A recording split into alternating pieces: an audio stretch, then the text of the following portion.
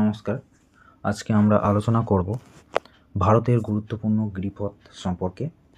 আমরা যে স্ট্যাটিক জিকের সিরিজটা শুরু করেছিলাম সেখানে অলরেডি আমরা 4টি ক্লাস দিয়েছি, যেগুলো খুবই গুরুত্বপূর্ণ, এবং আজকে যে টপিকটা নিয়ে আজকে এসেছি সেটাও কিন্তু অত্যন্ত গুরুত্বপূর্ণ আগামী দিনের পরীক্ষাগুলোর জন্য।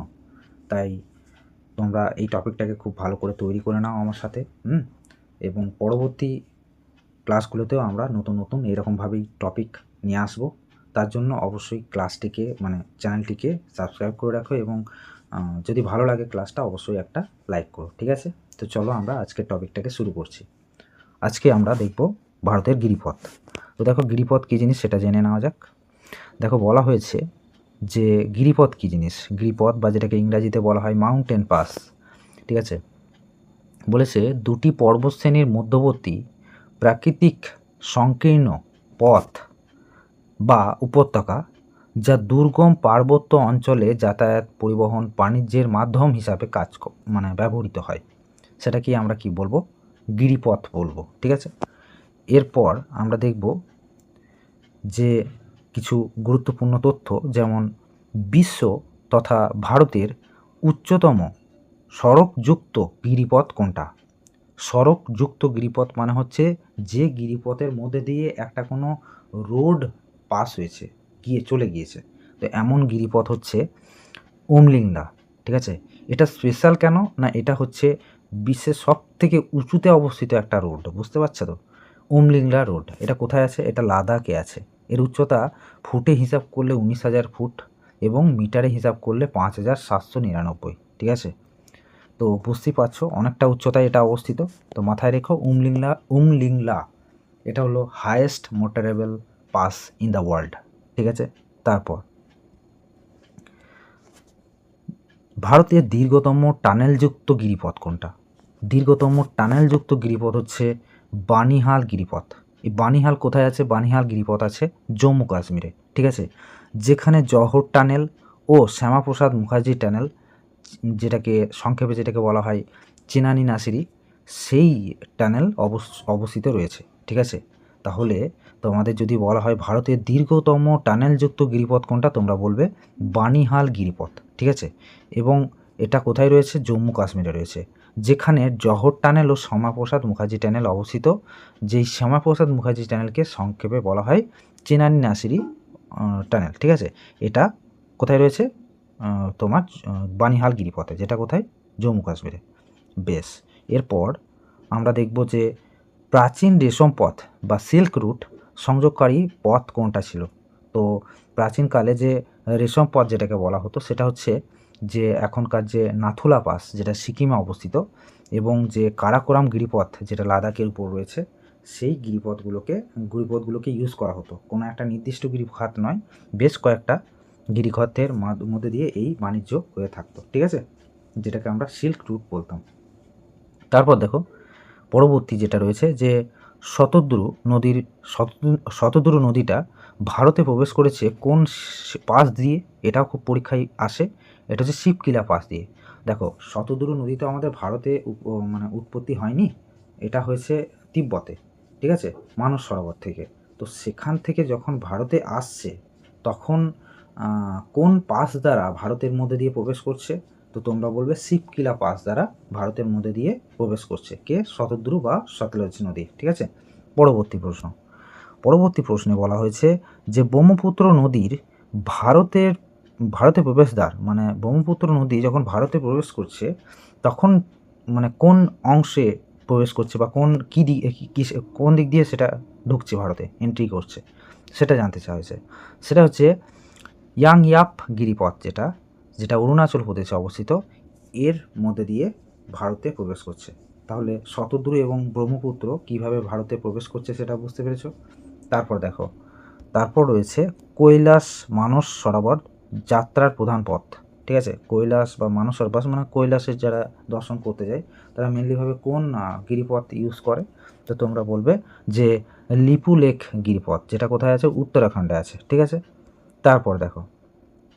তারপর আমরা দেখব যে দক্ষিণ ভারতের বৃহত্তম প্রাকৃতিক গিরিপথ কোনটা? তো তোমরা বলবে পালঘাট বা পাল্লাকাড, ঠিক আছে? গ্যাপ। গ্যাপ মানে হচ্ছে গিরিখাত বা পাস, ঠিক আছে। এটা কেরালা এবং তামিলনাড়ুর সীমান্তে অবস্থিত এটা, ঠিক আছে। তারপর দেখো মেবারের ঐতিহাসিক যুদ্ধক্ষেত্র যেটা হলদিঘাট গিরিপথের মধ্যে রয়েছে। এটা এই যে মেবারের যে ঐতিহাসিক যুদ্ধক্ষেত্রটা সেটা কোথায় রয়েছে? এই হলদিঘাট গিরিপথে রয়েছে। আর এটা রাজস্থানের আরাবল্লী পর্বতমালায় অবস্থিত, ঠিক আছে। তারপর দেখো কাশ্মীর উপত্যকা ও লাদাখ সংযোগকারী পথ হচ্ছে কোনটা? জজিলা পাস, ঠিক আছে। তো চলো এবার আমরা দেখে নিই যে ভারতের বিভিন্ন যে গিরিপথসমূহ তাদের রাজ্যভিত্তিক যে তালিকা, সেই তালিকাটাকে আমরা দেখে নেব, ঠিক আছে। তো দেখো চলো প্রথমে কি রয়েছে, দেখো আমরা প্রথমে দেখব এইদিকে এই কলামটাতে থাকবে তোমার গিরিপথ, তারপরে থাকবে সেটা সেই গিরিপথটা কোন রাজ্যে অবস্থিত এবং এখানে তার সম্পর্কে বিশেষ কিছু তথ্য থাকলে সেটা এখানে বলে দেবো, ঠিক আছে। তো দেখো উমলিংলা গিরিপথ প্রথমেই রয়েছে কি? উমলিংলা। এটা কোথায় আছে? লাদাখে আছে। এর সম্পর্কে যেটা বেশি ইম্পর্ট্যান্ট সেটা হচ্ছে এটি বিশ্বের উচ্চতম যানবাহন চলাচলকারী পথ, ঠিক আছে, এই উমলিংলা গিরিপথ, মনে থাকবে। তারপর দেখো কারাকোরাম পাস। কারাকোরাম কোথায় রয়েছে? লাদাখে রয়েছে। ভারত ও চীন, হ্যাঁ, সীমান্তে এটা অবস্থিত। ভারতের প্রাচীনতম ও অন্যতম উচ্চতম এটা গিরিপথ, ঠিক আছে। ভারতের অন্যতম প্রাচীনতম গিরিপথ হচ্ছে এটা এই কারাকোরাম রেঞ্জ, এই কারাকোরাম পাস, ঠিক আছে। তারপর দেখো তারপর রয়েছে কি? তারপর রয়েছে খারদুংলা। খারদুংলা কোথায় অবস্থিত? লাদাখে। লেহর সাথে নুব্রা ও সিয়াচেন হিমবাহ উপত্যকাকে যুক্ত করে, ঠিক আছে। জজিলা পাস, এটা লাদাখে অবস্থিত, জম্মু কাশ্মীরে, ঠিক আছে। শ্রীনগর, দ্রাস, লেহকে যুক্ত করে এটা, ঠিক আছে। জাসকার পর্বতমালার অন্তর্গত এটা, ঠিক আছে। এটা কোন পর্বতমালার অন্তর্গত? জাসকার পর্বতমালার অন্তর্গত। এটা কোথায় রয়েছে? এটা রয়েছে লাদাখে, ঠিক আছে। তো লাদাখগুলো আগে দেখে নিই আমরা, লাদাখে কোন কোনগুলো রয়েছে। জজিলা হলো, জজিলার পর দেখো রয়েছে, তোমরা বলবে যে এইটা কিন্তু পরীক্ষায় খুব আসে, হ্যাঁ, এই যে এটা তোমাদের একবার দেখিয়ে দিই। এই যে জজিলা পাস কাকে কাকে কানেক্ট করে? তোমরা বলবে শ্রীনগর এবং লেকে যুক্ত করে, শ্রীনগর এবং লেকে যুক্ত করে, ঠিক আছে। তারপর দেখো চাংলা। চাংলা কোথায় পাবো আমরা? লাদাখে পাবো। চাংলা লাদাখে পাবো। কার সাথে কাকে এটাকে যুক্ত করে? লে শহরের সাথে প্যাংগং হ্রদকে এটা যুক্ত করে। লে শহরের সাথে প্যাংগং হ্রদকে যুক্ত করে কে? এই চাংলা, ঠিক আছে, মনে থাকবে। তারপর হচ্ছে পেনসিলা। পেনসিলা এটাও লাদাখে অবস্থিত, অতটা ইম্পর্ট্যান্ট নয়। কাশ্মীর উপত্যকার সাথে কার্গিল ও জাসকার উপত্যকাকে যুক্ত করে এটা। তারপর দেখো লানাখলা। লানাখলা এটা কোথায় রয়েছে? এটা রয়েছে লাদাখে। তো এটা শুধুমাত্র এই কোথায় রয়েছে সেটা মনে রাখলেই হবে, সংযোগকারী জায়গাটার নাম মনে রাখলে দেখো এটা রাখতে পারো। এখন লাদাখ ও তিব্বতে যে লাসা রয়েছে তার মধ্যে এটা সংযোগ স্থাপন করে, ঠিক আছে। কি নাম বললাম? লানাখলা। তারপর দেখো কি রয়েছে? আঘিল গিরিপথ। এটা রয়েছে কোথায়? এটা লাদাখে রয়েছে। কেটু পর্বতের উত্তরে অবস্থিত এটা। লাদাখ ও চীনের সিনকিয়াং প্রদেশকে এটা যুক্ত করছে, কেমন? তারপর দেখো বানিহাল, খুব ইম্পর্ট্যান্ট, আমরা আগেও দেখেছি। এটা কোথায় রয়েছে? জম্মু কাশ্মীরে রয়েছে। দেখো এবার আমরা জম্মু কাশ্মীরে ঢুকে গেলাম। জম্মু এবং শ্রীনগরের মধ্যে সংযোগ রক্ষা করে কে? এই বানিহাল পাস, ঠিক আছে। এই বানিহাল পাসের মধ্যে কি রয়েছে? জহর টানেল, এটা এই গিরিপথেই রয়েছে, ঠিক আছে। বানিহাল পাসের মধ্যেই রয়েছে কি? জহর টানেল। তারপর দেখো পীর পাঞ্জাল। পীর পাঞ্জাল কোথায় রয়েছে? জম্মু কাশ্মীরে রয়েছে। জম্মুর সাথে কাশ্মীর উপত্যকাকে যুক্ত করছে, এটা ঐতিহাসিক মুঘল রোড হিসাবেও পরিচিত, ঠিক আছে। ঠিক আছে, কার সাথে কাকে কানেক্ট করছে এই পীর পাঞ্জাল? পীর পাঞ্জাল যে পাস সেটা জম্মুর সাথে কাশ্মীর উপত্যকাকে সংযুক্ত করছে। তারপর দেখো বুর্জিলা পাস। বুর্জিলা পাস কোথায় রয়েছে? বুর্জিলা পাস রয়েছে জম্মু কাশ্মীরে। বুর্জিলা পাস জম্মু কাশ্মীরে কাকে কাকে কানেক্ট করছে দেখি আমরা। শ্রীনগর ও গিলগিট উপত্যকার মধ্যে সংযোগ রক্ষা করে এটা, ঠিক আছে। শ্রীনগর এবং গিলগিট উপত্যকার মধ্যে এটা সংযোগ স্থাপন করা হচ্ছে। তারপর দেখো রয়েছে রোটাং পাস, খুব ইম্পর্টেন্ট কিন্তু রোটাং পাস হিমাচল প্রদেশে রয়েছে। কুলু উপত্যকা ও লাহুল স্পিতি ভ্যালিকে মানে উপত্যকাকে যুক্ত করে এটা, ঠিক আছে। কুলুকে কানেক্ট করে কার সাথে? লাহুল স্পিতি ভ্যালির সাথে, ঠিক আছে। এটা বলছে এখানে কি রয়েছে? অটল টানেল রয়েছে। অটল টানেল কোথায় রয়েছে মনে থাকবে এবার থেকে? রোটাং পাসে রয়েছে, ঠিক আছে। তারপর দেখো শিবকিলা পাস। শিবকিলা পাস কোথায় রয়েছে? হিমাচল প্রদেশে। হিমাচল প্রদেশ ও তিব্বত এই পথ দিয়ে শতদ্রু নদী ভারতে প্রবেশ করেছে, যেটা আমরা আগেও বলেছি, ঠিক আছে। তারপর দেখো রয়েছে যে বারালাচালা, এটা কোথায় রয়েছে? হিমাচল প্রদেশে। মানালি এবং লেকে এটা যুক্ত করে, ঠিক আছে। জাসকার পর্বতমালার এটি একটা অংশ, ঠিক আছে। জাসকার পর্বতমালার এটা একটা অংশ, কোনটা? এই বারালাচালা। যে লা মানে মনে রেখো, লা তিব্বতী ভাষায় লা মানে হচ্ছে তোমার কি? পাস, ঠিক আছে। লা মানেই হচ্ছে পাস বা গিরিপথ, ঠিক আছে। তো এটা কাকে কাকে যুক্ত করছে? মানালি এবং লেকে যুক্ত করছে। যেটা লেটা কোথায় আছে? লাদাখে আছে। এবং এটা কোন পর্বতের এটা অংশ? সেটা হচ্ছে জাসকর পর্বতমালার একটি অংশ। তারপর দেবসা পাস কুলু এবং স্পিতিকে যুক্ত করে হিমাচল প্রদেশে। দেবসা কোথায় বললাম? হিমাচল প্রদেশে। তারপর দেখো রয়েছে কি? লিপু লেক, ঠিক আছে। দেখো লিপু, মানা এবং নীতি একসাথে মনে রাখবে। লিপু, মানা, নীতি এই তিনটেই কিন্তু খুব ইম্পর্ট্যান্ট এবং তিনটেই আছে কোথায়? উত্তরাখণ্ডে, ঠিক আছে। দেখো এখানে কি কি বলেছে দেখো। লিপু সম্পর্কে বলেছে লিপু লেক উত্তরাখণ্ডে অবস্থিত, তিব্বত এবং নেপালের ত্রিভুজ মানে তিনটে এর মাঝখানে অবস্থিত। কোনটা? এই লিপু লেক। লিপু লেক তাহলে কোন তিনটি দেশকে যুক্ত করছে? তোমরা বলবে উত্তরাখণ্ড, তিব্বত ও নেপাল, ঠিক আছে। এই ত্রিভুজ সীমানার মাঝখানে রয়েছে এটা। মানস সরোবরের তীর্থযাত্রীদের প্রধান পথ হচ্ছে এই লিপু লেক। মানস সরোবর যারা দেখতে যায় কৈলাস, সেই কৈলাস মানস সরোবরের যারা তীর্থযাত্রী তারা এই লিপু লেক ব্যবহার করে থাকে। মানা পাস সম্পর্কে কি বলা হয়েছে?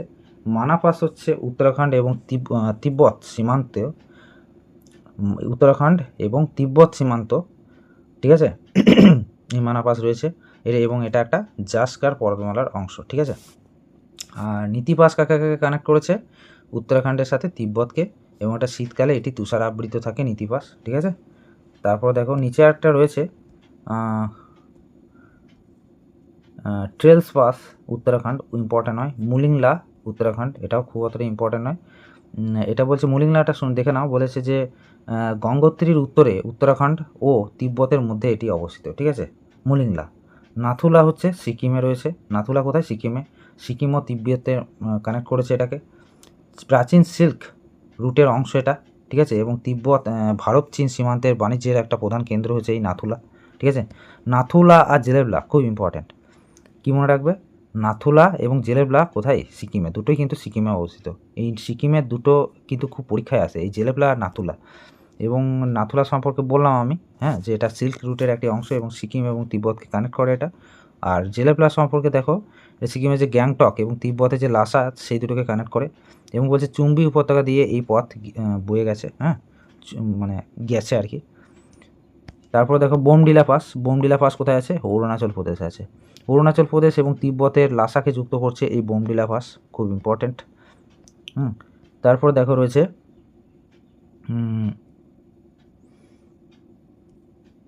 ইয়াঙ্গাপ, অরুণাচল প্রদেশ। অরুণাচল প্রদেশ ও তিব্বত সীমান্তে এটা রয়েছে। এই গিরিপথের কাছেই ব্রহ্মপুত্র নদী ভারতে প্রবেশ করেছে, এটাই এর সম্পর্কে সবথেকে বেস্ট ব্যাপার। ইয়াঙ্গিয়াপ যে পাসটা তার মধ্যে দিয়েই কী হয়েছে না, এই ব্রহ্মপুত্র নদীটা ভারতে প্রবেশ করেছে। এটা কোথায় আছে? অরুণাচল প্রদেশে আছে। তারপর দেখো দিফু পাস। দিফু পাস কোথায় রয়েছে? অরুণাচল প্রদেশে রয়েছে এবং ভারত, চীন ও মায়ানমারের সীমান্তে এটা রয়েছে, ঠিক আছে। মানে তিনটে যে কান্ট্রি তার মধ্যবর্তী অংশে এটা অবস্থিত, ঠিক আছে। তারপর রয়েছে কি? দিহাং পাস, কোথায়? অরুণাচল প্রদেশে, ঠিক আছে। অরুণাচল প্রদেশ ও মায়ানমারের মধ্যবর্তী সংযোগকারী পথ হচ্ছে এই দিহাং পাস, মনে থাকবে।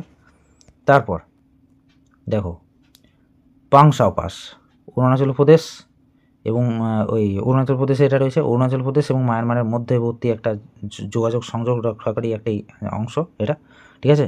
তারপর দেখো থালঘাট কোথায় রয়েছে? মহারাষ্ট্রে রয়েছে। মহারাষ্ট্রের এই কটা মনে রেখো, মহারাষ্ট্রের থালঘাট এবং ভোরঘাটটা খুব ইম্পর্টেন্ট কিন্তু, হ্যাঁ, মহারাষ্ট্রের থালঘাট এবং ভোরঘাটটা খুবই ইম্পর্টেন্ট।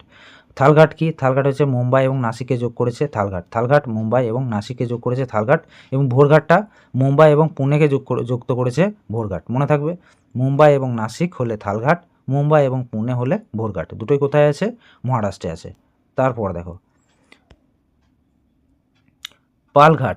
পালঘাট কোথায় রয়েছে? কেরালাতে রয়েছে। কোয়েম্বাটুর ও কোচির যে বা কোজিকোড যেটাকে বলা হয় কেরালার, তাহলে তামিলনাড়ুর কোয়েম্বাটুর এবং কেরালার কোচি বা কোজিকোডকে যুক্ত করেছে এটা, ঠিক আছে। এটা কোথায় রয়েছে? পশ্চিমঘাট পর্বতমালায় এটা অবস্থিত। পালঘাট কোথায় রয়েছে? বলবে কেরল এবং তামিলনাড়ুর মধ্যবর্তী সীমান্তে রয়েছে, ঠিক আছে। তারপর দেখো সেনকোট্টা গ্যাপ, ঠিক আছে, এটা কোথায় আছে? কেরালা, তামিলনাড়ুতে রয়েছে। তিরুবনন্তপুরম কেরালার তিরুবনন্তপুরম এবং তামিলনাড়ু যে মাদুরাইকে যুক্ত করেছে এটা। তারপর দেখো